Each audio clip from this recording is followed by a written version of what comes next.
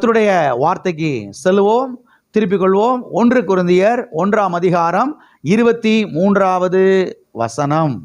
நாங்களோ சிலுவையில் அறையப்பட்ட கிறிஸ்துவை பிரசங்கிக்கிறோம். அவர் யூதருக்கு இடரலாயும் கிரேக்கருக்கு பைத்தியமாயும் இருக்கிறார். நாங்களோ சிலுவையில் அறையப்பட்ட கிறிஸ்துவை பிரசங்கிக்கிறோம். ஏன் சிலுவையில் அறையப்பட்ட கிறிஸ்துவை நாங்கள் பிரசங்கிக்கிறோம்? சிலுவையில் அறையப்பட்ட இயேசு கிறிஸ்து தான் மனிதனுக்காக எல்லாவற்றையும் அங்கே என்ன செய்தார்? செய்து முடித்தார். பாவத்துக்கான விலைக்கிரயத்தை அங்கே கொடுத்தார். பாவத்தை சுமந்து தீர்த்தார். பாவத்துக்கான தண்டனை ஏற்றுக்கொண்டார். மனுஷனுடைய தரித்திரத்தை அங்கேதான் சுமந்து தீர்த்தார். மனுஷனுடைய சாபத்தை அங்கேதான் சுமந்து தீர்த்தார். மனுஷனுடைய தீமைகளை அங்கேதான் சுமந்து தீர்த்தார். மனுஷனுக்காக என்னவெல்லாம் செய்யப்பட வேண்டுமோ அத்தனையையும் அவர் கல்வாரி சிலுவையிலே செய்து முடித்தார். எனவேதான் நாங்களோ சிலுவையில் அறையப்பட்ட கிறிஸ்துவை பிரசங்கிக்கிறோம் என்று இங்கே அவர் சொல்லுகிறார். ஆகவே ஆண்டவராய் இயேசு கிறிஸ்துவை ஏற்றுக்கொள்ளாதவர்கள் முதலாவது ஆண்டவராய் இயேசு கிறிஸ்துவை உங்களுடைய சொந்த இரட்சகராக, உங்களுடைய ஆண்டவராக, உங்களுடைய தேவனாக உங்களுடைய உள்ளத்திலே, இல்லத்திலே, இருதயத்திலே நீங்கள் ஏற்றுக்கொள்ள வேண்டும். ஏற்றுக்கொள்ளும் பொழுது கர்த்தர் பாவத்தை மன்னிக்கிறார், சாபங்களை போக்குகிறார், தரித்திரங்களை போக்குகிறார், தீமைகளை அகற்றி போடுகிறார், நல் வாழ்வை உங்களுக்கு தந்தருளுகிறார், சமாதானமான வாழ்வை, நிறைவான வாழ்வை உங்களுக்கு தந்தருளுகிறார். ஆகவே ஆண்டவராய் இயேசு கிறிஸ்துவை ஏற்றுக்கொள்ளாதவர்கள் ஆண்டவராய் இயேசு கிறிஸ்துவை ஏற்றுக்கொள்ளுங்கள். வாசிப்போம். 2 கொரிந்தியர் 8ஆம் அதிகாரம் 9வது வசனம். நம்முடைய கர்த்தராகிய இயேசு கிறிஸ்துவின் கிருபையை அறிந்திருக்கிறீர்களே. அவர் ஐஸ்வரியமுள்ளவராயிருந்தும் நீங்கள் அவருடைய தரித்திரத்தினாலே ஐஸ்வரியவான்களாய் ஆகும்படிக்கு உங்கள் நிமித்தம் தரித்திரர் ஆனாரே. உங்கள் நிமித்தம் தரித்திரர் ஆனாரே.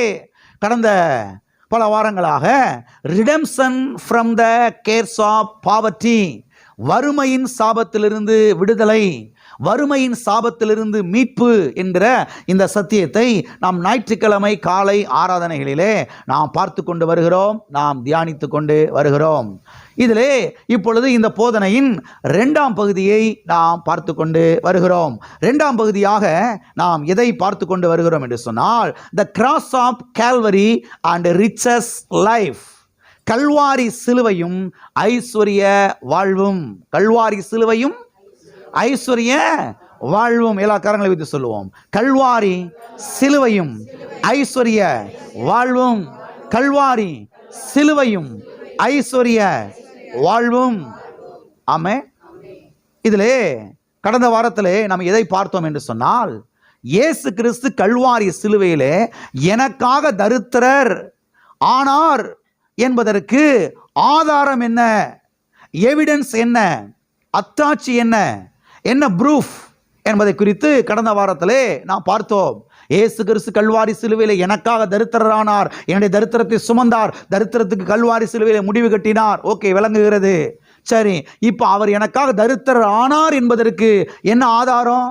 என் தரித்திரத்தெல்லாம் அவர் சிலுவையிலே சுமந்து தீர்த்தார் என்பதற்கு என்ன ஆதாரம்? அதை குறித்து தான் கடந்த வாரத்திலே நாம் பார்த்தோம். அவர் தலையிலே முள்முடியை ஏற்றுக்கொண்டார். அவர் கல்வாரி சிலுவையிலே பட்டினியாய் தொங்கினார். அவர் கல்வாரி சிலுவையிலே தாகமாய் தொங்கினார். அவர் கல்வாரி சிலுவையிலே நீசக்கோலமாய் தொங்கினார். அவர் கல்வாரி சிலுவையிலே அவர் சகலத்திலும் குறைவுபட்டார் என்பதை குறித்து நாம் பார்த்தோம். இவைகள் எல்லாம் என்ன? என்னுடைய தரித்திரத்தை அவர் சிலுவையிலே சுமந்தார் என்பதற்கு ஆதாரங்கள், எவிடன்ஸ், ப்ரூஃப். ஆமென். ஆகவே இயேசு கிறிஸ்து என்னுடைய தரித்திரத்தை எல்லாம் சிலுவையில் சுமந்து தீர்த்திருக்கிறபடினாலே இன்றைக்கு நான் தரித்திரத்தில் இருக்க வேண்டிய அவசியம் கிடையவே கிடையாது. இன்றைக்கு நான் கடனுக்குள்ளே இருக்க வேண்டிய அவசியம் கிடையாது. இன்றைக்கு நான் கடன்காரனாக இருப்பது கர்த்தருக்கு விருப்பம் கிடையவே கிடையாது. இன்றைக்கு நான் கிறிஸ்துவுக்குள் ஐஸ்வர்யவான்.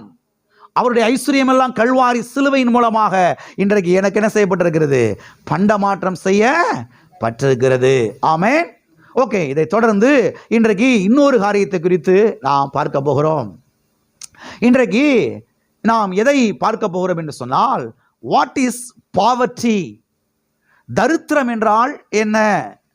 தரித்திரம் என்றால் என்ன என்பதை குறித்து இன்றைக்கு நாம் பார்க்க போகிறோம். கடந்த வாரத்திலேயே வாசித்து காண்பிச்சேன். ஒரு மனுஷன் தரித்திரத்தில் இருக்கிறான் என்பதற்கு அடையாளம் என்ன? பட்டினி, தாகம், நிர்வாணம், சகலத்திலும் குறைவு. பெரிய ஐஸ்வர்யவான்கள் சாப்பாட்டுக்காக ரோட்டில் வந்து படுத்து கிடக்கிறாங்க இல்லையா? போன வாரம் வாசித்தோம் இல்லையா புலம்பல் புஸ்தகத்தில்? ரத்தாம்பர உடுத்தினவர்கள், லக்ஸரியில் வாழ்ந்தவங்க குப்பை மேடுகளை அணைத்து கொண்டிருக்கிறார்கள். பிள்ளைகள் தண்ணீர் கேட்கிறார்கள், தண்ணீர் கொடுக்க முடியல. நாவு மேல் வாயோடே ஓட்டி கொண்டது. இதெல்லாம் ஒரு மனுஷன் தரித்திரத்தில் இருக்கிறான் என்பதற்கு அடையாளம். இதையெல்லாம் இயேசு கிறிஸ்து கல்வாரி சிலுவையில் என்ன செய்தார்? அடைந்தார், ஏற்றுக்கொண்டார் என்பதை குறித்து நாம் தெளிவாக பார்த்தோம். ஆகவே அதை தொடர்ந்து இன்றைக்கு இந்த காரியத்தை குறித்து நாம் பார்க்க போகிறோம். What is poverty? தரித்திரம் என்றால் என்ன என்பதை குறித்து இன்றைக்கு நாம் பார்க்க போகிறோம். ஓகே, முதலாவதாக தரித்திரம் என்பது அது ஒரு சாபம் என்று சத்தியவேதம் சொல்லுகிறது. தரித்திரம் என்பது அது ஒரு சாபம் என்பதை சத்தியவேதத்திலே நம்மால் பார்க்க முடிகிறது. தரித்திரம் என்றால் என்ன? தரித்திரம் என்பது எது? தரித்திரம் என்பது அது ஒரு சாபம். அநேகர் என்ன நம்புகிறார்கள் என்றால் தரித்திரம்தான் ஆசீர்வாதம் என்று நம்புகிறார்கள். ஆச்சரியமா இருக்குது. அநேக கிறிஸ்தவ பிரசங்கியார்கள், கிறிஸ்தவ போதகர்கள், கிறிஸ்தவ விசுவாசிகள், பல வருடங்களாய் சபைக்கு போகிறவர்கள், அவங்க என்ன நம்புறாங்க? தரித்திரம்தான் ஆசீர்வாதம் என்று நம்புகிறார்கள். தரித்திரம்தான் சிறந்த ஒரு வாழ்க்கை, சிறந்த ஒரு வழி என்று நம்புகிறார்கள். தரித்திரம்தான் பரிசுத்த வாழ்க்கையின் உச்சகட்டம் என்று அநேக கிறிஸ்தவர்கள் நம்புகிறார்கள். தரித்திரம்தான் உன்னதமான ஒரு அனுபவம், உன்னதமான ஒரு வாழ்க்கை என்று அநேக கிறிஸ்தவ விசுவாசிகள் நம்புகிறார்கள். இது முற்றிலும் தவறான ஒரு எண்ணமாகும். அருமையான தேவனுடைய பிள்ளைகளை கவனிங்கள். ஏனென்றால் தரித்திரம் என்பது அது ஒரு சாபம் என்று சத்தியவேதம் திட்டவட்டமாய் நமக்கு போதிக்கிறது. தரித்திரம் என்பது அது ஒரு சாபம் என்று சத்தியவேதம் போதிக்கும் பொழுது பிறகு எப்படி தரித்திரத்தை அது ஒரு ஆசீர்வாதம் சொல்ல முடியும்? தரித்திரத்தை எப்படி மேன்மை பாராட்டி பேச முடியும்? ஆச்சரியமா இருக்குது பாருங்க. சில கிறிஸ்தவங்களை பார்க்கும் போது தரித்திரத்தை குறித்து மேன்மை பாராட்டி பேசுறாங்க. தரித்திரத்தில் வாழ்றதா மேன்மை, தரித்திரத்தில் வாழ்றதா பரிசுத்தம். ஆச்சரியமா இருக்குது. வீட்டில் இருக்கிற பிள்ளைங்கள சாப்பாடு இல்லாமல் பட்னியா கிடக்குறாங்க. எல்லாம் இருக்கிறீங்களா? உடுத்திக்கிறதுக்கு ட்ரெஸ் இல்லை, சாப்பிட்றதுக்கு உணவு இல்லை, ஸ்கூல் ஃபீஸ் கட்ட முடியல, காலேஜ் ஃபீஸ் கட்ட முடியல, நல்ல ஒரு ட்ரெஸ் எடுத்து கொடுக்க முடியல பிள்ளைகளுக்கு, ஒரு கிறிஸ்துமஸ் புது வருஷத்துக்கு கூட வாங்கி கொடுக்க முடியல. இவ்வளோத்துலையும் இருந்துட்டு பிறகு தரித்திரத்தை குறித்து தான் அவங்க மேன்மை பாராட்டுறாங்க. தரித்திரத்தை குறித்து தான் அவங்க வந்து பாருங்க மார்பு தட்டிக்கிறாங்க. தரித்திரத்தை குறித்து தான் அவங்க வந்து பெருமை அடைகிறார்கள். ஆச்சரியமாக இருக்குது. ஏன்னா அவங்க சபையில் அப்படி போதிக்கிறாங்க. சபையில் அப்படி போதிக்கிறாங்க. அதுக்கு பாருங்க வசனங்கள் எல்லாம் அந்த மாதிரிலாம் எடுத்து இங்கே பாருங்க, இந்த வசனம் இப்படி, இந்த வசனம் இப்படி பாருங்க. அது பாருங்க, அந்த கான்செப்டே வேற மாதிரி இருக்கும், அதனுடைய பின்னணியே வேற மாதிரி இருக்கும். அது யாருக்கு சொன்னா, எவங்களுக்கு சொன்னாங்க, ஏன் சொன்னார், அதெல்லாம் யோசிக்கிறதே கிடையாது. எங்கேயாவது ஒரு வசனத்தை எடுத்து வச்சிங்க பாரு, நீ இப்படி தான் இருக்கணும், போதிச்சு அடிச்சு மண்டைக்குள்ளே இறக்கி விட்டுட்டாங்க.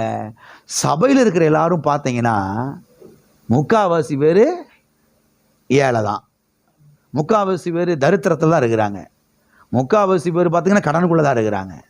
ஏன்னா அப்படிப்பட்ட போதனை என்ன செய்கிறாங்க, அப்படிப்பட்ட பிரசங்கத்தை அவங்க கேட்குறாங்க. அருமையான தேவனுடைய பிள்ளைகளை ஆழமாய் கவனியுங்கள். தரித்திரம் என்பது அது ஒரு சாபம் என்று சத்தியவேதம் திட்டவட்டமாய் நமக்கு சொல்லுகிறது. வாசிப்போம். கலாத்தியர் 3ஆம் அதிகாரம் 13வது வசனம். மரத்திலே தூக்கப்பட்ட எவனும் சபிக்கப்பட்டவன் என்று எழுதி இருக்கிறபடி கிறிஸ்து நமக்காக சாபமாகி நியாயப்பிரமாணத்தின் சாபத்திற்கு நம்மை நீங்களாக்கி மீட்டு கொண்டார். மரத்திலே தூக்கப்பட்ட எவனும் சபிக்கப்பட்டவன் என்று எழுதியிருக்கிறபடி கிறிஸ்து நமக்காக சாபமாகி நியாயப்பிரமாணத்தின் சாபத்திற்கு நம்மை நீங்களாக்கி மீட்டு கொண்டார். கிறிஸ்து யாருக்காக சாபமானார்? இங்கே சொல்லப்பட்டிருக்கிறது, கிறிஸ்து நமக்காக. எல்லாரும் சொல்லுங்க, கிறிஸ்து எனக்காக சாபமானார். ஆமென். எதற்கு நம்மை நீங்களாக்கி மீட்டு கொண்டார்? இங்கே சொல்லப்பட்டிருக்கிறது, நியாயப்பிரமாணத்தின் சாபத்திற்கு நம்மை நீங்களாக்கி மீட்டு கொண்டார். எல்லாரும் சொல்லுவோம், நியாயப்பிரமாணத்தின் சாபத்துக்கு என்னை நீங்களாக்கி மீட்டு கொண்டார். நியாயப்பிரமாணத்தின் சாபத்திற்கு என்னை நீங்களாக்கி மீட்டு கொண்டார். ஆமென். அப்ப எதற்கு நம்மை நீங்களாக்கி மீட்டு கொண்டார் என்றால், நியாயப்பிரமாணத்தின் சாபத்திற்கு நம்மை நீங்களாக்கி மீட்டு கொண்டார். சரி, நியாயப்பிரமாணத்தின் சாபம் என்றால் என்ன? அதான கேள்வி. நியாயப்பிரமாணத்தின் சாபத்திற்கு என்னை நீங்களாக்கி மீட்டு கொண்டார். ரைட், விளங்குது. இப்ப நியாயப்பிரமாணத்தின் சாபம் என்றால் என்ன? நியாயப்பிரமாணத்தின் சாபம் என்பது 3 வகைப்படும். நியாயப்பிரமாணத்தின் சாபம் என்பது 3 வகைப்படும். ஒன்று வியாதி, இன்னொன்று தரித்திரம், இன்னொன்று அகால மரணம். வியாதி, தரித்திரம், அகால மரணம், இந்த 3 தான் நியாயப்பிரமாணத்தின் சாபமாகும். சிலர் நினைக்கலாம், இந்த 3 வார்த்தையுமே இங்கே பயன்படுத்தப்படவில்லையே, பிறகு எப்படி இந்த 3 தான் நியாயப்பிரமாணத்தின் சாபம் என்று நீங்கள் சொல்லுகிறீர்கள் என்று நீங்கள் நினைக்கலாம். அருமையானவர்களை கவனியுங்கள், இந்த 3 வார்த்தையும் இங்கே பயன்படுத்தப்படவில்லை என்றாலும் இங்கே பயன்படுத்தப்பட்டிருக்கிற வார்த்தை என்னவென்றால் நியாயப்பிரமாணத்தின் சாபம். என்ன சாபம்? நியாயப்பிரமாணத்தின் சாபம். கவனிங்க, நியாயப்பிரமாணத்தின் சாபம்தான் வியாதி, தரித்திரம், அகால மரணம். இந்த 3 தான் நியாயப்பிரமாணத்தின் சாபமாகும். அது மாத்திரமல்ல, சிலர் கேட்கலாம், இந்த 3 தான் நியாயப்பிரமாணத்தின் சாபம் என்று நீங்கள் எதை வச்சு சொல்றீங்க? எதை வச்சு சொல்றீங்க? இந்த 3 தான் நியாயப்பிரமாணத்தின் சாபம் என்று நீங்கள் எதை வைத்து சொல்லுகிறீர்கள் என்று நீங்கள் கேட்கலாம், யோசிக்கலாம். சத்தியவேதம் தெளிவாய் சொல்லுகிறது, இந்த 3 தான் நியாயப்பிரமாணத்தின் சாபம் என்று. சரி, எந்த வேத பகுதி, எந்த வேத வசனம் இந்த 3 தான் நியாயப்பிரமாணத்தின் சாபம் என்று சொல்லுகிறது? அதை கண்டுபிடிக்கணும். இப்ப அதை ஆராய்ச்சி பண்ணி பார்க்கணும். நியாயப்பிரமாணத்தின் சாபம், அதற்கு கர்த்தர் நம்மை நீங்களாக்கி மீட்டு கொண்டார். சரி, நியாயப்பிரமாணத்தின் சாபம் என்பது எது? வியாதி, தரித்திரம், அகால மரணம். அகால மரணம் என்பது என்ன?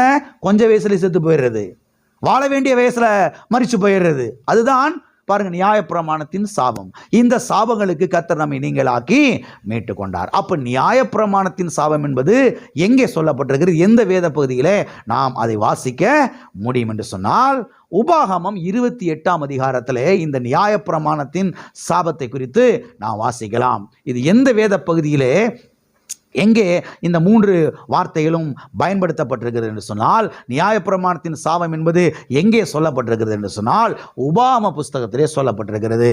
எல்லாரும் உபாகம புஸ்தகம் 28ஆம் அதிகாரத்தை திருப்பி வைத்துக் கொள்ளுங்கள். எல்லாரும் கவனிங்க. இப்ப உபாகமம் 28ஆம் அதிகாரம் 1ஆம் வசனம் முதல் 14வது வசனம் வரைக்கும் ஆசீர்வாதங்களை குறித்து பேசுகிறார். நீ போகையிலும் ஆசீர்வதிக்கப்பட்டிருப்பாய், வருகையிலும் ஆசீர்வதிக்கப்பட்டிருப்பாய். நீ பட்டணத்திலும் ஆசீர்வதிக்கப்பட்டிருப்பாய், கிராமத்திலும் ஆசீர்வதிக்கப்பட்டிருப்பாய். நீ கையிட்டு செய்யும் வேலையிலெல்லாம் கர்த்தர் என்ன செய்வார்? ஆசீர்வதிப்பார். நல்ல பொக்கிஷசாலையாகிய வானத்தை திறப்பார். நீ அநேக ஜாதிகளுக்கு கடன் கொடுப்பாய், நீயோ கடன் வாங்காதிருப்பாய். உன் ஆடு மாடுகள் பழுகி பெருகும், உன்னுடைய பறவைகள் பழுகி பெருகும், உன்னுடைய நிலங்கள் கனிகளை கொடுக்கும், உன்னுடைய நிலத்தில் விளைச்சல் உண்டாகும், உன்னுடைய கற்பத்தின் கனி, அதாவது உன்னுடைய பிள்ளைகள் என்ன செய்யப்படுவார்கள்? ஆசீர்வதிக்கப்படுவார்கள். கர்த்தருடைய நாமம் உனக்கு தரிப்பிக்கப்பட்டது என்று பூமியின் ஜனங்கள் எல்லாம் கண்டு உனக்கு பயப்படுவார்கள் என்று இப்படி ஆசீர்வாதங்களை குறித்து உபாகமம் 28ஆம் அதிகாரம் 1ஆம் வசனம் முதல் 14ஆம் வசனம் வரைக்கும் என்ன செய்ய முடியும்? நாம் அங்கே வாசிக்க முடியும். இப்ப உபாகமம் 28ஆம் அதிகாரம் 15வது வசனத்திலிருந்து 68வது வசனம் வரைக்கும் நாம் அங்கே எதை வாசிக்கிறோம் என்று சொன்னால், நியாயப்பிரமாணத்தின் சாபத்தை குறித்து வாசிக்கிறோம். எதை குறித்து வாசிக்கிறோம்? நியாயப்பிரமாணத்தின் சாபத்தை குறித்து அங்கே அவர் பேசுகிறார். இந்த வேத பகுதியை வாசிக்கும் பொழுது, இந்த வேத பகுதியை நீங்கள் வாசித்து பார்த்தீர்கள் என்று சொன்னால், இப்ப நான் சொன்ன இந்த 3 வார்த்தைகளும் மாறி மாறி மாறி மாறி திரும்ப திரும்ப திரும்ப உபயோகப்படுத்தப்பட்டிருக்கும். ஒன்று வியாதியை குறித்து அங்கே சொல்லப்பட்டிருக்கும், இல்லை என்றால் தரித்திரத்தை குறித்து, வறுமையை குறித்து, பசியை குறித்து, பட்டினியை குறித்து, ஏழ்மை குறித்து, வறட்சியை குறித்து, இல்லாமையை குறித்து அங்கே சொல்லப்பட்டிருக்கும். அடுத்தபடியாக அகால மரணத்தை குறித்து அங்கே சொல்லப்பட்டிருக்கும். லிட்டரலா எழுத்தின்படியே அந்த வார்த்தை உபயோகப்படுத்தப்படாட்டினாலும் இப்படிப்பட்ட வார்த்தைகள் வேறே வார்த்தைகளாலே அங்கே என்ன செய்யப்பட்டிருக்கும்? பயன்படுத்தப்பட்டு இருக்கும். எனவே தரித்திரம் என்பது அது ஆசீர்வாதம் கிடையவே கிடையாது, அது சாபம் என்பதை தேவனுடைய பிள்ளைகள் தெளிவாய் புரிந்து கொள்ள வேண்டும். இங்க இருக்கிற யாருமே, இந்த சபைக்கு வருகிற யாருமே தரித்திரத்தை குறித்து மேன்மை பாராட்டி என்ன செய்யக்கூடாது. தரித்திரத்தை குறித்து மேன்மை பாராட்டி பேசுறது, வியாதியை குறித்து மேன்மை பாராட்டி பேசுறது, சாப குறித்து மேன்மை பாராட்டி பேசுறது, அகால மரணத்தை பற்றி இருக்கிறீங்களா? இதெல்லாம் கவனிக்கணும். வேதத்திலிருந்து என்ன செய்யணும்? கவனிக்கணும். ஆகவே தரித்திரம் என்பது அது ஆசீர்வாதம் கிடையவே கிடையாது. தரித்திரம் என்பது அது சாபம் என்று சத்தியவேதம் தெளிவாய் சொல்லுகிறது.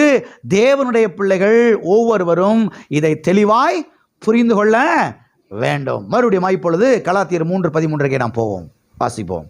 மரத்திலே தூக்கப்பட்ட எவனும் சபிக்கப்பட்டவன் என்று எழுதி இருக்கிறபடி கிறிஸ்து நமக்காக சாபமாகி நியாயப்பிரமாணத்தின் சாபத்திற்கு நம்மை நீங்களாக்கி மீட்டு கொண்டார்.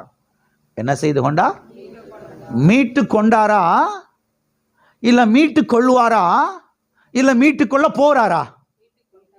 என் பைபிள்ல மீட்டு கொண்டாரு தான் போட்டிருக்குது. உங்க பைபிள்ல என்ன போட்டிருக்குது? மீட்டு கொண்டாரா, மீட்டு கொண்டாரா, மீட்டு கொள்ள போறாரா?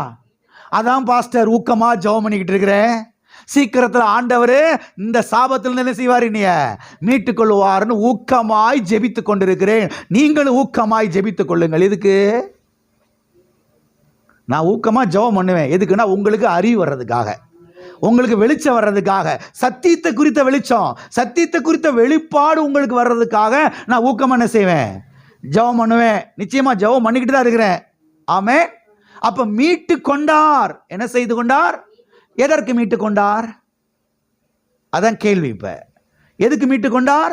இங்கே சொல்லப்பட்டிருக்கிறது நியாயப்பிரமாணத்தின் சாபத்திற்கு. எதற்கு? நியாயப்பிரமாணத்தின் சாபத்திற்கு. நியாயப்பிரமாணத்தின் சாபம் என்றால் என்ன? வியாதி, தரித்திரம், அகால மரணம். அப்ப இந்த 3க்குமே கர்த்தர் என்னை நீங்களாக்கி மீட்டு விட்டார், மீட்டு கொண்டார். ஆமென். வியாதிக்கு கர்த்தரை மீட்டு கொண்டார், தரித்திரத்துக்கு என்னை நீங்களாக்கி மீட்டு கொண்டார், அகால மரணத்துக்கு கர்த்தர் என்னை நீங்களாக்கி மீட்டு கொண்டார். ஆகவே இன்னைக்கு நான் வியாதியில கடந்து துடிக்க வேண்டிய அவசியம் இல்லை, தரித்திரத்தில் கடந்து நான் உருள வேண்டிய அவசியம் இல்லை. கொஞ்ச வயசுல என் வீட்டில் யாருமே சாக வேண்டிய அவசியம் கிடையவே. இதெல்லாம் விசுவாசிக்கிற தேவனுடைய பிள்ளைங்க. 7 வயசுல சாவு, 10 வயசுல சாவு, 25 வயசுல சாவு, இதெல்லாம் ஆண்டவருடைய பிள்ளைகளுடைய வாழ்க்கையில செய்யக்கூடாது, நடக்க கூடாது. எல்லா பிள்ளைகளும் வாழ்ந்து சுகமா இருக்கணும். ஆமென். எல்லாரும் தீர்க்காயுசாய் வாழணும், எல்லாரும் தீர்க்காயுசாய் வாழணும். ஒருத்தர் சொல்றாரு, ஒரு பாஸ்ட் சொல்றாரு பாருங்க, 15 வருஷத்துக்கு முன்னாடி சொல்றாரு என்கிட்ட, இப்படியே ரோட்ல போறோம், திடீர் லாரி நீ ஆக்சிடென்ட் ஆகி செத்து போயிரு வச்சுக்கோங்க, ஆண்டவர் தான் கொண்டுட்டார் நினைச்சிட்டு போக வேண்டியதா? அவ்வளவுதான். எனக்கு 40 வயசோட முடிஞ்சு சோழி, எனக்கு 40 வயசு நீ எழுதி இருக்குது, கர்த்தர் எடுத்துக்கிட்டாருன்னு சொல்லிக்கிற வேண்டியதா? நீங்களும் யாரும் அழுகாதீங்க, தைரியமா இருங்க. ஏங்க, சுவிசேஷத்தின் நிமித்தமாய் நடக்கிற காரியங்கள் வேற. சும்மா ரோட்ல போகும்போது ஆக்சிடென்ட் ஆகி ரத்தம் கொட்டி துடி துடிச்சு சாகுறத கடவுளுடைய சித்தம், கடவுளுடைய விருப்பம். அதையே கர்த்தர் ஆசைப்படுறாரு. யோசிக்க வேணா?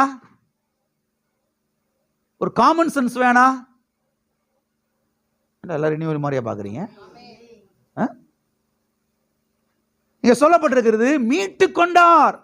என்ன செய்து கொண்டார்? மீட்டு கொண்டார். மீட்டு கொள்வார்ல, இனிமேல் எனக்கா ஒரு நாள் மீட்டு கொள்வாரு? இல்ல இல்ல இல்ல, மீட்டு கொண்டார். எதற்கு நீங்கள் ஆக்கி மீட்டு கொண்டார்? நியாயப்பிரமாணத்தின் சாபமாகிய வியாதிக்கு, நியாயப்பிரமாணத்தின் சாபமாகிய தரித்திரத்துக்கு, நியாயப்பிரமாணத்தின் சாபமாகிய அகால மரணத்துக்கு என்னை நீங்களாக்கி மீட்டு கொண்டார். எல்லார் கரங்களை வைத்து சொல்லுவோம், நியாயப்பிரமாணத்தின் சாபத்திற்கு என்னை நீங்களாக்கி மீட்டு கொண்டார். நான் மீட்கப்பட்டிருக்கிறேன். ஆமென். இந்த வெளிச்சம் வரணும். நான் மீட்கப்பட்டிருக்கிறேன். நான் இன்னைக்கு சாபத்துக்குள்ள கிடையாது. தலைமுறை சாபத்துக்குள்ள கிடையாது. தலைமுறை தரித்திரத்துக்குள்ள கிடையாது. தலைமுறை வியாதிக்குள்ள நான் கிடையாது. என் தாத்தா பாட்டன் பூட்டன் எல்லாரும் தரித்திரத்தில் இருந்திருக்கலாம். இயேசுவை நான் சந்தித்திருக்கிறேன். இயேசு என்னை சந்தித்திருக்கிறார். இயேசு கிறிஸ்துவின் வாழ்க்கையில வந்திருக்கிறார். ஆகையால் இனிமேல் நானும் என் பிள்ளைகளும் என் சந்ததியும் யாரும் தரித்திரத்தில் இருக்க வேண்டிய அவசியம் இல்லை. எல்லாம் கவனிக்கிறீங்களா? இதுக்கு முன்னாடி எங்க தாத்தா பாட்டன் பூட்டன் கொள்ளு பாட்டன் எல்லாரும் தரித்திரத்தில் இருந்திருக்கலாம், ஏழையா இருந்திருக்கலாம், கொத்தடிமையா கூட இருந்திருக்கலாம், அடிமைகளா இருந்திருக்கலாம், சாப்பாட்டுக்கு வழி இல்லாம வாழ்ந்திருக்கலாம், கடன்காரர்களா இருந்திருக்கலாம். இயேசு கிறிஸ்து என்னை சந்தித்திருக்கிறார். நான் அவரை சந்தித்திருக்கிறேன். அவரை நான் ஏற்றுக்கொண்டிருக்கிறேன். ஆகையால் இன்னையிலிருந்து நானும் என் பிள்ளைகளும் என் பேர பிள்ளைகளும் என் சந்ததி யாரும் தரித்திரத்தில் இருக்க வேண்டிய அவசியம் கிடையாது. எத்தனை பேர் விசுவாசிக்கிறீங்க?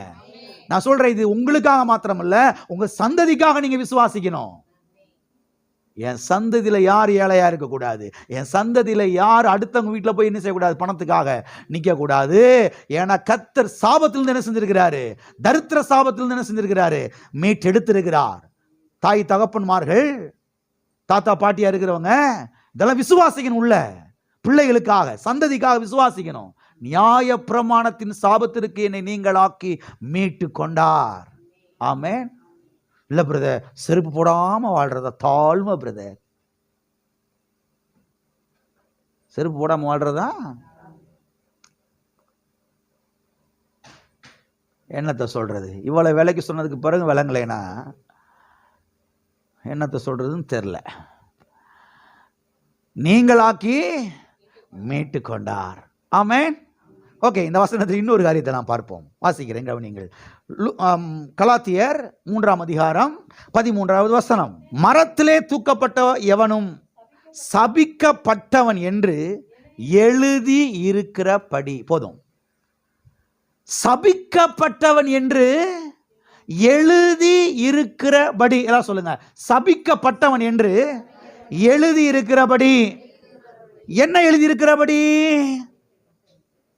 சபிக்கப்பட்டவன் என்று எழுதியிருக்கிறபடி. என்ன செய்திருக்கிறபடி?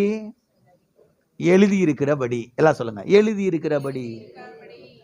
எங்கே எழுதியிருக்கிறபடி? இப்ப கேள்வியதான். மரத்திலே தூக்கப்பட்ட எவனும். நல்லா கவனிங்க. மரத்துல ஒரு ஆளை தூக்கி போட்டு அங்க சாக அடிச்சிட்டாஸ்னா அந்த மனுஷன் யாரு? சபிக்கப்பட்டவன். யார் அந்த மனுஷன்? சபிக்கப்பட்டவன். சிலுவை மரத்துல தூக்கி ஒரு மனுஷனை அரைஞ்சாச்சுனா, சாகடிச்சாச்சுனா அது என்னது? அவன் சபிக்கப்பட்டவன். அப்ப இந்த வசனம் என்ன சொல்லுகிறது? மரத்திலே தூக்கப்பட்டவன், சபிக்கப்பட்டவன் என்று எழுதி இருக்கிறபடி. அப்போ மரத்துல யாரெல்லாம் தூக்கப்பட்டார்களோ, மரத்துல தூக்கப்பட்டு யாரெல்லாம் மரித்தார்களோ அவர்களா யாரு? சபிக்கப்பட்டவர்கள். இயேசு எங்கே மரித்தார்? மரத்திலே தூக்கப்பட்டு என்ன செய்தார்? மரித்தார். அப்ப மரத்திலே தூக்கப்பட்டு அவர் மரித்தார்னா அவர் யாரு? சபிக்கப்பட்டவர். அவர் யாரு? சபிக்கப்பட்டவர். இங்கே சொல்லப்பட்டிருக்கிறது எழுதி இருக்கிறபடி. எல்லாம் சொல்லுங்க. எழுதி இருக்கிறபடி. எங்கே எழுதி இருக்கிறபடி? உபாகம புஸ்தகம் 21ஆம் அதிகாரம் 22ஆம் வசனம் 23ஆம் வசனத்திலே எழுதி இருக்கிறபடி. அங்க எழுதி இருக்கிறத தான் இங்க பரிசுத்த ஆவியானவர் அப்போஸ்தலனாகிய பவுல் மூலமாக கலாத்திய சபைக்கு மேற்கோள் காண்பித்து எழுதுகிறார். சும்மா விளையாட்டான எழுதலாம். சும்மா இதெல்லாம் மேலோட்டமா வாசிட்டு இப்படி போயிட்டா ஒன்றும் விளங்காது. என்ன நடந்திருக்குன்னே தெரியாது. சிலுவையில எனக்காக என்ன செய்து முடித்திருக்கிறார் இயேசு என்பது விளங்காமே போயிடும். மரத்தில் தூக்கப்பட்ட எவனும் சபிக்கப்பட்டவன் என்று எழுதியிருக்கிறபடி. எங்கே எழுதியிருக்கிறபடி? உபாகம புஸ்தகம் 21ஆம் அதிகாரம் 22ஆம் வசனம் 23ஆம் வசனத்தில் என்ன செய்யப்பட்டிருக்கிறது? எழுதி இருக்கிறது. வாசிப்போம். கொலை செய்யப்பட்ட ஒருவன் மேல் சாவுக்கு பாத்திரமான பாவம் உண்டாயிருக்க அவனை கொலை செய்யும்படி மரத்திலே தூக்கி போடுவாயானால் இரவிலே அவன் பிரேதம் மரத்திலே தொங்கலாகாது. அந்நாளில் தானே அதை அடக்கம் பண்ண வேண்டும். தூக்கி போடப்பட்டவன் தேவனால் சபிக்கப்பட்டவன். ஆகையால் உன் தேவனாகிய கர்த்தர் உனக்கு சுதந்திரமாய் கொடுக்கும் உன் தேசத்தை தீட்டுப்படுத்தாயாக.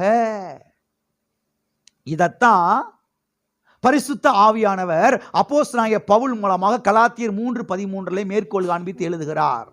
மரத்திலே தூக்கப்பட்ட எவனும் சபிக்கப்பட்டவன் என்று உபாகம புஸ்தகம் 21ஆம் அதிகாரம் 22ஆம் வசனம் 23ஆம் வசனத்திலே எழுதியிருக்கிறபடி கிறிஸ்து நமக்காக சாபமானார்.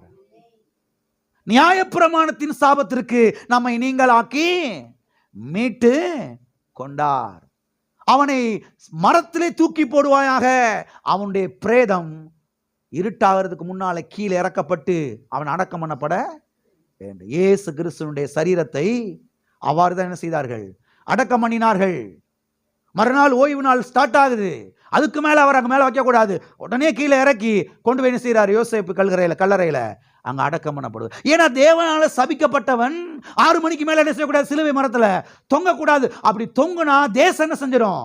தீட்டுப்பட்டு போயிடும். அதனால சிலுவை மரத்திலிருந்து இறக்கி அவரை கொண்டு போய் என்ன செய்யறாங்க? அங்க அடக்கம் பண்ணுகிறார்கள். சிலுவையில் என்ன நடந்துச்சு பார்த்தீங்களா? நம்முடைய தரித்திரத்துக்காக, நம்முடைய சாபத்துக்காக இயேசு என்ன செஞ்சு முடிச்சிருக்கிறாரு.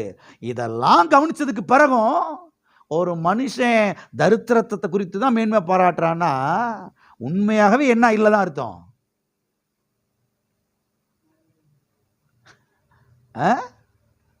யோசிங்க. மரத்திலே தூக்கப்பட்ட எவனும் சபிக்கப்பட்டவன் என்று எழுதியிருக்கிறபடி இயேசு கிறிஸ்து மரத்திலே தூக்கப்பட்டார். சிலுவை மரத்திலே தூக்கப்பட்டார். அங்கே எழுதியிருக்கிறபடி என்று சொல்லப்பட்டிருக்கிறது. ஆகவே இங்கே நாம் பார்க்கிறோம், அவனை மரத்திலே தூக்கி போடுவாயாக. தூக்கி போடப்பட்டவர்கள் தேவனாலே என்ன செய்யப்பட்டவர்கள்? சபிக்கப்பட்டவர்கள் என்று. எனவே இதைத்தான் கலாத்தியர் 3ஆம் அதிகாரம் 13ஆம் வசனத்திலே நாம் வாசிக்கிறோம். மரத்திலே தூக்கப்பட்ட எவனும் சபிக்கப்பட்டவன் என்று எழுதி இருக்கிறபடி கிறிஸ்து நமக்காக என்ன செய்தார்? சாபமானார். எனவே ஆண்டவராய் இயேசு கிறிஸ்து கல்வாரி சிலுவையிலே சபிக்கப்பட்டவராய்த்தான் அவர் தொங்கினார் என்று சத்திய வேதம் தெளிவாய் நமக்கு என்ன செய்கிறது? போதிக்கிறது. பிதாவாகிய தேவன் முழு மனுக்குலத்தின் சாபத்தை எல்லாம் எடுத்து இயேசு கிறிஸ்துவின் மேல் என்ன செய்தார்? அவர் சுமத்தினார். ஆகையால் தான் கலாத்தியர் 3:13 சொல்லுகிறது, கிறிஸ்து நமக்காக சாபமானார். பக்கத்தில் கைப்பிடி சொல்லுங்க, கிறிஸ்து உங்களுக்காக சாபமானார். யாருக்காக சாபமானார்? உங்களுக்காக, நமக்காக, நம் ஒவ்வொருவருக்காக கல்வாரி சிலுவையில் என்ன செய்தார்? அவர் சாபம் ஆனார். எனவே அவர் எனக்காக சாபமாகி இருப்பார் என்றால் இன்றைக்கு நான் சாபத்தில் இருக்க வேண்டிய அவசியம் கிடையவே கிடையாது. இன்றைக்கு நான் ஆசீர்வாதமாய்த்தான் இருக்க வேண்டும். ஆமென். எத்தனை கிளியர் ஆயிடுச்சு? இன்னைக்கு நான் ஆசீர்வாதமாய்த்தான் இருக்க வேண்டும். ஆசீர்வாதமாய்த்தான் நான் இன்றைக்கு. எனவே அநேகர் மூடத்தனமாய் நம்புகிறதை போல தரித்திரம் ஒரு ஆசீர்வாதம் கிடையாது. தரித்திரம் மேன்மையான ஒரு அனுபவம் கிடையவே கிடையாது. தரித்திரம் ஒரு உன்னதமான அனுபவம் கிடையவே கிடையாது. தரித்திரம் ஒரு சிறந்த வாழ்க்கை கிடையவே கிடையாது. தரித்திரம் என்பது பரிசுத்தத்தின் உச்சகட்டம் கிடையவே கிடையாது. தரித்திரம் என்பது ஒரு சாபமாகும். இந்த சாபத்தை இயேசு கிறிஸ்து கல்வாரி சிலுவையில் சுமந்து தீர்த்து விட்டார். ஆமென். ஆகவே நீங்கள் சாபத்தை வெறுக்க வேண்டும், தரித்திரத்தை வெறுக்க வேண்டும், வியாதியை வெறுக்க வேண்டும், அகால மரணத்தை என்ன செய்ய வேண்டும்? வெறுக்க வேண்டும். ஆசீர்வாதமான காரியங்களை என்ன செய்ய வேண்டும்? விரும்ப வேண்டும். எல்லாரும் இருக்கிறீங்களா? சரி, இப்போ இன்னொரு காரியத்தை பார்ப்போம். தரித்திரம், சாபம் எவ்வளவு கொடூரமானது என்பதை கொஞ்சம் நம் சத்திய வேதத்திலே பார்ப்போம். இந்த தரித்திரம் எவ்வளவு கொடூரமானது, இந்த சாபம் எவ்வளவு கொடூரமானது, கொஞ்சம் இதை நாம பார்ப்போம். சாபம், தரித்திரம் என்ன பண்ணுச்சு தெரியுமா? அண்ட சராசரங்களையும் படைத்த இயேசுவையே பட்டினியை தொங்க விட்டுருச்சு. எது? தரித்திரம். எதுங்க? தரித்திரம். அப்ப தரித்திரம் எவ்வளவு கொடூரமானது பாருங்க. அவரை தாகமாய் தொங்க விட்டது, அவரை நீசக்கோலமாய் தொங்க விட்டது, அவரை அவமானப்படுத்தினது, அவருடைய சரீரத்தை சின்னாபின்னமாக பீத்தது. எது? இந்த தரித்திரம். தரித்திரம் எவ்வளவு கொடூரமானது என்பதை புரிந்து கொள்ள வேண்டும். எனவே இன்றைக்கு நாம் செய்ய வேண்டியதெல்லாம் ஒன்றே ஒன்றுதான்.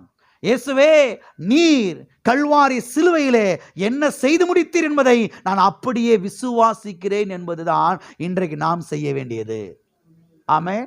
எனக்காக கல்வாரி சிலுவையிலே நீர் என்ன செய்தீர் என்பதை அப்படியே விசுவாசிக்கிறேன் ஆண்டவரே. மண்டகருவம் பேச மாட்டேன், தலப்புரட்டுத்தனமா நான் பேச மாட்டேன், ஹெட் வெயிட்டா நான் பேச மாட்டேன், அடுத்தவங்களை ப்ளீஸ் பண்றது மாதிரி நான் பேச மாட்டேன் ஆண்டவரே. ஒரு நாள் தரித்திரத்தை குறித்து மேன்மை பாராட்டி பேச மாட்டேன். ஏன்னா அந்த தரித்திரம் உம்மை நிர்வாணப்படுத்தினது சிலுவையிலே. அந்த தரித்திரம் உம்மை தாகமாய் தொங்க விட்டது, அந்த தரித்திரம் உம்மை பசியாய் தொங்க விட்டது, பட்டினியை தொங்க விட்டது, உம்மை நீச கோலமாய் தொங்க விட்டது இந்த தரித்திரம். இந்த தரித்திரத்தை குறித்து நான் மேன்மை பாராட்டினேன்னா எனக்கு அறிவு கிடையவே கிடையாது. எனவே ஒரு நாளும் என்னுடைய வாழ்க்கையில நான் தரித்திரத்தை குறித்து என்ன செய்ய மாட்டேன்? மேன்மை பாராட்டி பேச மாட்டேன். எனவே அவர் பட்ட பாடுகள், அவர் கொடுத்த கிரயம், அவர் செய்து முடித்த தியாக பலி, அதன் மேலே வைக்கிற விசுவாசம், இதுதான் நம்மை வாழ வைக்கும். இதுதான் நம்மை தரித்திர குழியிலிருந்து விடுதலையாக்கும். அருமையான தேவனுடைய பிள்ளைகளே, எல்லாரும் இருக்கிறீங்களா? ஒரு நாள் தரித்திரத்தை குறித்து என்ன செய்யக்கூடாது? மேன்மை பாராட்ட பேசக்கூடாது. ஒரு முறை பாருங்க, பாலியாங்கிச்சு என்கிற பிரசங்கியார், அவர் ரட்சிக்கப்பட்டு ஊழியத்துக்கு வந்தாராம். ஊழியத்துக்கு வந்தபோது கர்த்தர் மேல ஒரு அன்பு, கர்த்தர் மேல ஒரு பாசம், எல்லாருக்கும் சுவிசேஷத்தை அறிவிக்கணும்னு சொல்லிட்டு ஒரு அன்பு, ஒரு பாசம். அதனால பாருங்க, தெருவில் போய் பிரசங்கம் பண்ணுவாராம். தெருவில் போய் நின்று இப்படி பிரசங்கம் பண்ணுவாராம். என்ன பிரசங்கம் பண்ணுவாரா?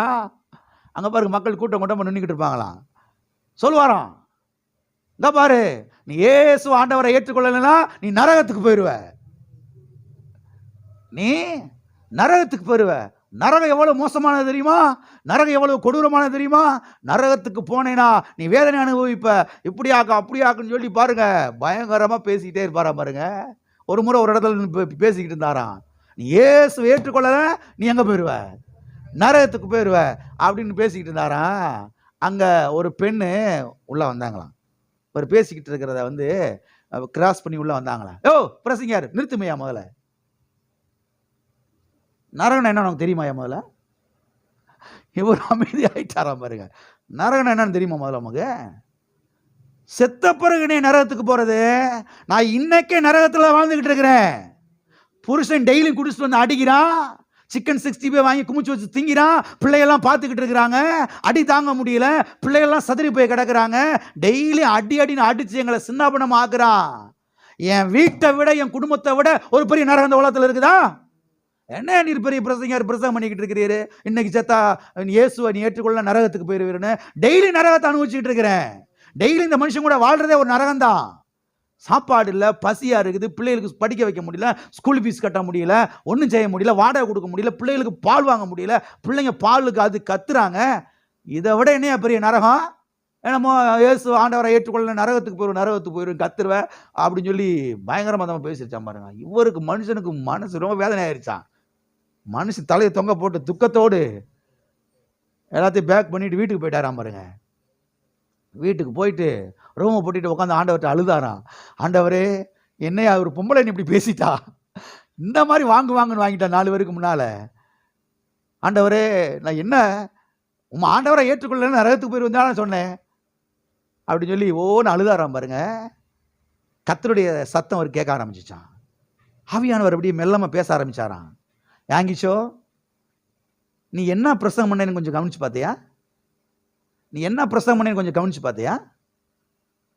போய் தெருவில் நின்றுட்டு என் அன்பை பற்றி பிரசங்கம் பண்ணு. கர்த்தர் உன்னை நேசிக்கிறார், கர்த்தர் உன்னை வாழ வைப்பார், கர்த்தர் உன்னை காப்பாற்றுவார், கர்த்தர் உன் தரித்திரத்தை போக்குவார், கடன் பிரச்சனையிலிருந்து உன்னை தூக்கி எடுப்பார், அந்த வறுமையிலிருந்து உன்னை தூக்கி எடுப்பார், உன்னை வாழ வைப்பார், உன் பாவத்தை மன்னிப்பார், உன் அக்கிரமங்களை மன்னிப்பார், உன்னை மீறுதல்களை மன்னிப்பார். என் அன்பை பற்றி சொல்லு, என் கல்வாரி அன்பை பற்றி சொல்லு. நீ என்ன பிரசங்கம் பண்ணுற? நரகத்தை பற்றி பிரசங்கம் பண்ணுற, நரகத்தை பற்றி எக்ஸ்பிளைன் பண்ணிக்கிட்டு இருக்க நீ அப்படின்னு சொல்லி சொன்னாராம் பாருங்க. அன்னைக்கே ஒரு உணர்வடைந்து சரி ஆயிட்டாராம் பாருங்க. அப்புறம் பாருங்க போய் பிரசங்கம் பண்ணாராம். மக்கள் கூட்டம் கூட்டமாக ரசிக்கப்பட்டு வந்தாங்களாம் சபைக்கு. எல்லாம் இருக்கிறீங்களா? அப்போ தரித்திரத்தை குறித்து என்ன செய்யக்கூடாது? மேன்மை பாராட்டி பேசக்கூடாது. கிறிஸ்தவர்கள் தரித்திரத்தை குறித்து என்ன செய்யக்கூடாது? கிறிஸ்தவர்களும் சரி, கிறிஸ்தவ பிரசங்கியார்களும் சரி, எதை குறித்து மேன்மை பாராட்டி பேசக்கூடாது? தரித்திரத்தை குறித்து மேன்மை பாராட்டி பேசக்கூடாது. அவருடைய அன்பை குறித்து, அவருடைய கல்வாரியை குறித்து, அவருடைய நேசத்தை குறித்து, அவர் கல்வாரி சிலுவையிலே பட்ட பாடுகளை குறித்து, அவர் கல்வாரி சிலுவையிலே கொடுத்த அந்த விளைக்கரையத்தை குறித்து, அவருடைய தழும்பை குறித்து, அவர் தலையில ஏற்றுக்கொண்ட அந்த முள்முடியை குறித்து, அதை குறித்த ஒரு மேன்மை பாராட்டல், அதை குறித்த ஒரு பெருமை. நானோ நம்முடைய கர்த்தராகிய இயேசு கிறிஸ்துவின் சிலுவையை குறித்தே அல்லாமல் வேற ஒன்றையும் குறித்து நான் மேன்மை பாராட்டாது இருப்பேனாக. வேற எதை குறித்து மேன்மை பாராட்டாது இருப்பேனாக? தரித்திரத்தை குறித்து மேன்மை பாராட்டுறது, ஐஸ்வர்யத்தை குறித்து மேன்மை பாராட்டுறது இல்லை இல்லை இல்லை இல்லை. நான் கர்த்தரை குறித்து மேன்மை பாராட்டுகிறேன். ஆமென். ஆகவே எழுதி இருக்கிறதே. அப்ப தரித்திரம் எவ்வளவு கொடூரமானது என்பதை கவனிக்கணும். தரித்திரம் எவ்வளவு கொடூரமானது என்பதை என்ன செய்யணும்? தேவனுடைய பிள்ளைகள் கவனிக்கணும். ஆகவே போய் தேவ அன்பை பற்றி சொல்லுங்க. 4 பேருக்கு ஆண்டவரை பற்றி சொல்லும்போது எதை பற்றி சொல்லுங்க? தேவ அன்பை பற்றி சொல்லுங்க. இங்க பாரு, நீ இன்னைக்கு செத்த நேரங்க தான் போவ. இதை சொல்றதுக்கு ஒரு ஆள் தேவையா? இதை சொல்றதுக்கு ஒரு ஆள் வேணுமா? போய் சொல்லுங்க. ஏசு உன்னை நேசிக்கிறார், ஏசு உங்களை அன்பா இருக்கிறார். உன் மேல அன்பா இருந்ததுனால தான் அவர் சிலுவையில ஜீவனை கொடுத்தாரு, ரத்தத்தை சிந்தினார். உன் சாபத்தை எல்லாம் அவர் ஏற்றுக்கொண்டார், உன் தரித்திரத்தை எல்லாம் அவர் ஏற்றுக்கொண்டார், உன் வறுமையெல்லாம் அவர் ஏற்றுக்கொண்டார், அதற்கு அடையாளமான முள்முடியை ஏற்றுக்கொண்டார். அவரை நம்பு, அவரை விசுவாசி, உன் தரித்திரத்தை எல்லாம் போக்குவார், உன் பசி பட்டினி எல்லாம் போக்குவார், உன்னை வாழ வைப்பார்னு சொல்லுங்க. மக்கள் இயேசுவை பற்றி கொள்வார்கள். ஆமென். எல்லாம் இருக்கிறீங்களா? போய் இயேசு ஏற்றுக்கொண்டா முதல்ல கஷ்டம் வரும். என்ன வரும்? எப்படி பிசாசு மைண்டை திசை திருப்பி விட்டுருக்கான் பாருங்க. நான் நிறைய இடங்களில் அதை பார்க்குறேன். நிறைய பேர் கேட்குறாங்க, ஆண்டவரை நம்புனா முதல்ல கஷ்டமாக வருமாம்ல, நிறைய கஷ்டமெல்லாம் கொடுத்து அப்புறம்தான் கொஞ்சம் என்ன செய்வாராம். எந்த பைபிளில் போட்டிருக்குன்னா எனக்கு தெரியல. இதெல்லாம் சொல்லி கொடுத்தது யாரு? ஏற்கனவே இந்த ஊர்ல இருந்த கிறிஸ்தவங்க நல்ல மாதிரியை காமிச்சிருக்கிறாங்க. மேடையை போட்டு கோல்டு மெடல் கொடுக்க வேண்டியதுதான். இயேசு ஏற்றுக்கொண்டா கஷ்டம் யாருங்க சொன்னது? கஷ்டமெல்லாம் போக்குவார், தரித்திரத்தெல்லாம் போக்குவார், வியாதியை போக்குவார், சாபத்தை போக்குவார். ஆமென். வசனத்தை சரியா புரிந்து கொண்டு சரியா போய் மக்களிடத்துல சொல்லணும் பாருங்க. ஆமென். ஆகவே தரித்திரம் கொடூரமானது. ஒரு நாளும் தரித்திரத்தை செய்யக்கூடாது, மேன்மை பாராட்டி பேசக்கூடாது. சரி, இப்போ இன்னொரு காரியத்தை பார்ப்போம். தரித்திர சாபத்தின் அந்த தன்மையை குறித்து கொஞ்சம் நாம் பார்க்கலாம். தரித்திர சாபம் அதனுடைய தன்மையை குறித்து கொஞ்சம் நம்ம பார்க்க வேண்டியது அவசியமாக இருக்கிறது. ஒரு சில வசனங்களை இப்போ உபாகமம் 28ஆம் அதிகாரத்தில் வாசிக்க போகிறேன். வாசிப்போம். உபாகமம் 28:33. உன் நிலத்தின் கனியையும் உன் பிரயாசத்தின் எல்லா பலனையும் நீ அறியாத ஜனங்கள் புசிப்பார்கள். நீ சகல நாளும் ஒடுக்கப்பட்டும் நொறுக்கப்பட்டும் இருப்பாய். இதுதான் சாபம். இதுதான் தரித்திரத்தினுடைய தன்மை. தரித்திரத்தினுடைய தன்மை, தரித்திர சாபத்தினுடைய தன்மை. நீ சகல நாளும் ஒடுக்கப்பட்டும் நொறுக்கப்பட்டும் இருப்பாய். இது ஒரு வாழ்க்கையா? பட்டியல் போட்டு காமிக்கிறாரு. சாபத்தினுடைய பட்டியல். சாபம் என்ன பண்ணுன்றாரு? சகல நாளும் இன்னொரு மனுஷன் உங்களை ஒடுக்கிறத நீங்க விரும்புறீங்களா? அடுத்தவனுக்கு கொத்தடிமையாகவே இருக்கணும், அவன் என்னை ஒடுக்கிக்கிட்டே இருக்கட்டும், அவன் பார்த்து கஞ்சி பழைய கஞ்சி கொடுத்தா கையில் வாங்கி சாப்பிட்றேன். இதை நீங்கள் விரும்புகிறீங்களா? இதான் வாழ்க்கையா? எல்லாம் இருக்கிறீங்களா? சகல நாளும் நொறுக்கப்பட்டிருப்பாய். இதுதான் தரித்திரத்தினுடைய தன்மை, தரித்திர சாபத்தினுடைய தன்மை. இங்க சொல்லப்பட்டிருக்கிறது, உன் நிலத்தின் கனியையும் உன் பிரயாசத்தின் எல்லா பலனையும் நீ அறியாத ஜனங்கள் புசிப்பார்கள். நீங்க நிலத்தில் நட்டு வைக்கிறீங்க, நீங்க விதைக்கிறீங்க, அதை இன்னொருத்த வருஷ கணக்கில் சாப்பிட்டுக்கிட்டு இருந்தா எப்படி இருக்கும்? வருஷ கணக்கில் உழைக்கிறீங்க, வருஷ கணக்கில் வேலை பார்க்குறீங்க, வருஷ கணக்கில் போய் பிரயாசப்படுறீங்க, நிலத்தை நடுறீங்க, விவசாயத்தை பண்றீங்க, உழைக்கிறீங்க, மாசம் சம்பளம் வருது, ஒரு ரூபா கூட மிச்சம் இல்லாம எல்லாத்தையும் மற்றவங்க சாப்பிட்டுக்கிட்டு இருந்தானா எப்படி இருக்கும்? இதுதான் தரித்திர சாபத்தினுடைய தன்மையாகும். தரித்திர சாபத்தினுடைய தன்மையாகும். நம்முடைய பிரயாசத்தின் எல்லா பலனையும் மற்றவர்கள் சாப்பிடுவது அது ஆசீர்வாதம் கிடையவே கிடையாது. அதுதான் சாபம். நான் உழைக்கிறேன், நான் சம்பாதிக்கிறேன், நான் வேலை பார்க்கிறேன், நான் பிரயாசப்படுறேன், ஆனா இன்னொருத்தையும் அப்படி எல்லாத்தையும் சாப்பிட்றானே, அப்ப அதுக்கு பேர் என்னது? சாபம். அதுக்கு பேர் என்னது? சாபம். அப்ப நம்முடைய பிரயாசத்தின் எல்லா பலனையும் கந்து வட்டிக்காரன் சாப்பிட்டுக்கிட்டு இருந்தானா அது நல்லா இருக்குதா? நீங்க பிரயாசப்படுறீங்க, நீங்க உழைக்கிறீங்க, ஆனா எல்லாத்தையும் கந்து வட்டிக்காரன் கொடுத்துக்கிட்டே இருக்கிறீங்க, வட்டிக்காரன் கொடுத்துக்கிட்டே இருக்கிறீங்க, ஒரு ரூபா கூட மிச்சம் இல்லை. இது ஆசீர்வாதமா? சொல்லுங்க. இது என்னதுங்க? சாபம். தரித்திர சாபத்தினுடைய தன்மை இதெல்லாம். அருமையான தேவனுடைய பிள்ளைகளை கவனியுங்கள். நம்முடைய பிரயாசத்தின் பலனை நல்லா கவனிக்கிறீங்களா? நம்முடைய பிரயாசத்தின் பலனை, நம்முடைய உழைப்பின் பலனை, நம்முடைய வேலை பார்க்கக்கூடிய அந்த வேலை பார்ப்பு நிமித்தமாய் வரக்கூடிய அந்த பணம், அந்த ஆசீர்வாதம், அந்த பொருளாதாரம் எல்லாவற்றையும் நாமும் நம்முடைய பிள்ளைகளும் நம்முடைய பேர பிள்ளைகளும் சாப்பிடணும். அதுதான் ஆசீர்வாதம். அதுதான் ஆசீர்வாதம். நாம எல்லாம் உழைக்கிறோம், கஷ்டப்பட்டு உழைக்கிறோம், நம்ம பிள்ளைக்கு ஒண்ணுமே கிடைக்கலையே, நம்ம பேர பிள்ளைகளுக்கு ஒண்ணுமே கிடைக்கலையே, நம்ம பேத்திக்கு ஒண்ணுமே வாங்கி கொடுக்க முடியலையே, எல்லாத்தையும் அடிச்சுட்டு போயிட்டானே கந்து வெட்டிக்காரன். இது ஆசீர்வாதமா? இல்லை நான் சம்பாதிக்கிறத என் பிள்ளை சாப்பிடணும், நான் சாப்பிடணும், என் பேர பிள்ளைங்க சாப்பிடணும், என் சந்ததியார் சாப்பிடணும், அது ஆசீர்வாதமா? அமைதியா இருக்கிறீங்க? வாசிங்க சங்கீதம் 128:2. இந்த வசனத்தை அங்க கொண்டு போய் மேட்ச் பண்ணுங்க, புரியும். சங்கீதம் 128:2. உன் கைகளின் பிரயாசத்தை கந்து வெட்டிக்காரன் சாப்பிடுவான். அப்படியே போட்டிருக்குது. என்ன போட்டிருக்குது? உன் கைகளின் பிரயாசத்தை போலீஸ்காரர்கள் சாப்பிடுவார்கள். இல்ல ரெண்டு ஒரு மாதிரியா பாக்குறீங்க? உன் கைகளின் பிரயாசத்தை நீதிமன்றம் சாப்பிடும், வக்கீல் சாப்பிடுவார். அப்படி போட்டிருக்குதா? என்ன போட்டிருக்கு உங்க பைபிள்ல? உன் கைகளின் பிரயாசத்தை நீ சாப்பிடுவாய். ஆமென். உனக்கு பாக்கியமும் நன்மையும் உண்டாயிருக்கு. இது ஆசீர்வாதம்.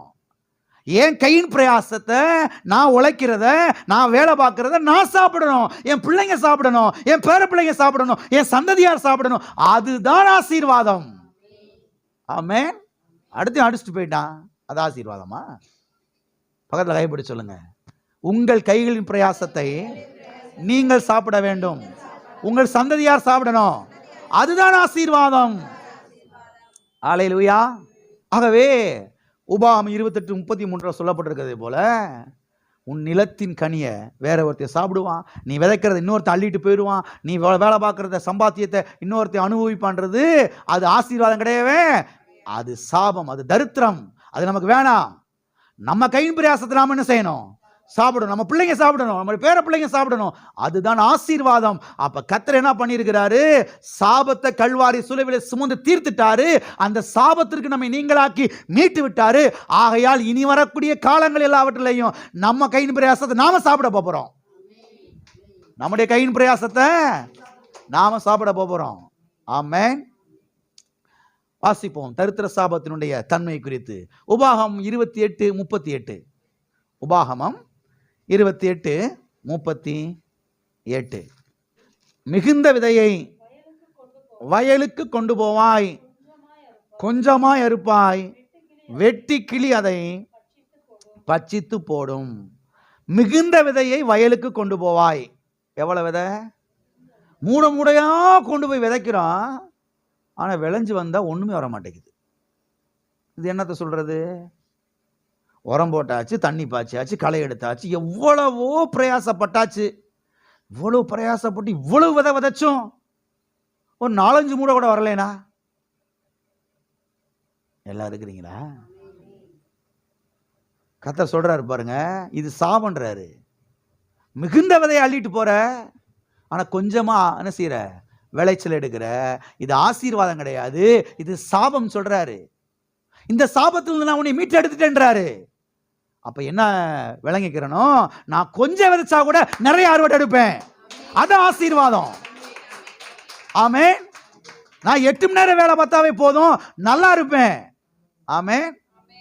ஓடா தேஞ்சு மாடா தேஞ்சு கழுதையா தேஞ்சலாம் ஆகணும் அவசியம் கிடையாது. 8 மணி நேரம் உட்காந்து வேலை பார்த்தாவே போதும், அதுல கர்த்தருடைய ஆசீர்வாதம் இருக்குது, நான் நல்லா வருவேன். ஆமென். அங்க சொல்லப்பட்டிருக்கிறது வெட்டி கிளிகள். என்னது? என்ன கிளி? வெட்டி கிளி. 39 வாசிங்களா, இன்னும் கொஞ்சம் விளங்கும். 28:39.